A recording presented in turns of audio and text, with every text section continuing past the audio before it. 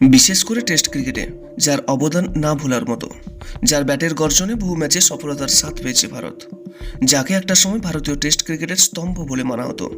হ্যাঁ, তিনি চেতেশ্বর পূজারা।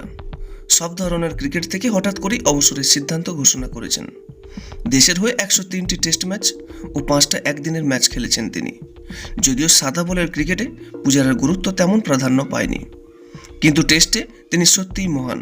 অবসর বার্তায় পূজারা বলেছেন, ভারতের জার্সি পরা, জাতীয় সঙ্গীত গাওয়া, মাঠে নেমে নিজের সেরাটা দেওয়ার চেষ্টা করা, এসবের প্রকৃত অর্থ ভাষায় প্রকাশ করা সম্ভব নয়। সব ভালো জিনিসই একটা সময় শেষ হয়। আমি কৃতজ্ঞ চিত্তে ভারতের সব ধরনের ক্রিকেট থেকে অবসর নিচ্ছি। সমস্ত ভালোবাসা এবং সম্মানের জন্য সকলকে ধন্যবাদ।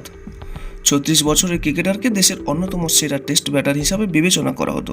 2023 সালের জুন মাসে অস্ট্রেলিয়ার বিরুদ্ধে শেষ টেস্ট খেলেছিলেন পূজারা। 2010 সালে অস্ট্রেলিয়ার বিরুদ্ধেই টেস্টে অভিষেক হয়েছিল তার। রাহুল দ্রাবিড়ের পর ভারতীয় টেস্ট দলের ব্যাটিং অর্ডারের 3 নম্বর জায়গায় ভরসা হয়ে উঠেছিলেন চেতেশ্বর পূজারা। জাতীয় দলে ফেরার সব রকম চেষ্টা করেছিলেন তিনি। ঘরোয়া ক্রিকেটের পাশাপাশি ইংল্যান্ডে গিয়ে কাউন্টি ক্রিকেটও খেলেছেন, রানও করেছেন। তবু অজিত আগরকরের জাতীয় নির্বাচক কমিটি তার নাম গত 2.5 বছর বিবেচনা করেনি। ফলে শেষ পর্যন্ত ফেরার আশা ছেড়ে অবসরের সিদ্ধান্তই নিয়ে নিলেন চেতেশ্বর পূজারা। বিদেশের মাটিতে ভারতের টেস্ট সিরিজ জয়ে পূজারার অবদান ছিল গুরুত্বপূর্ণ, বিশেষ করে অস্ট্রেলিয়ার মাটিতে। পরপর দুবার টেস্ট সিরিজ জয়ে গুরুত্বপূর্ণ ভূমিকা নিয়েছিলেন তিনি। 2018 থেকে 19 মরশুমের সিরিজে করেছিলেন 521 রান। সেই সিরিজে 3টে শতরান এসেছিল তার ব্যাট থেকে। সিরিজের সেরা ক্রিকেটারের পুরস্কারও পেয়েছিলেন তিনি। 103টে টেস্ট ম্যাচ খেলে 43.60 গড়ে 7,195টি রান করেছিলেন তিনি। লাল বলের আন্তর্জাতিক ক্রিকেটে তার সর্বোচ্চ রান অপরাজিত 206, 19টা শতরান এবং 35টা অর্ধশতরান এসছে তার ব্যাট থেকে।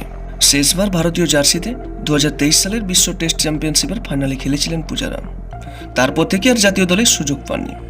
এর মধ্যে গত মাসে ভারতের ইংল্যান্ড সফরে ধারাভাষ্যকারের ভূমিকায় দেখা গিয়েছে তাকে। সেই পূজারা কয়েকদিন আগেও হাল ছাড়ার কথা ভাবেননি। জাতীয় দলে ফেরার আশা বাঁচিয়ে রাখতে আগামী মরশুমে রঞ্জি ট্রফি খেলার কথাও জানিয়েছিলেন কয়েকদিন আগে। বছরের শুরুর দিকে এক সাক্ষাৎকারে পূজারা বলেছিলেন, জাতীয় দলে ফিরতে চাই, যতদিন খেলবো সেই লক্ষ্যেই খেলবো।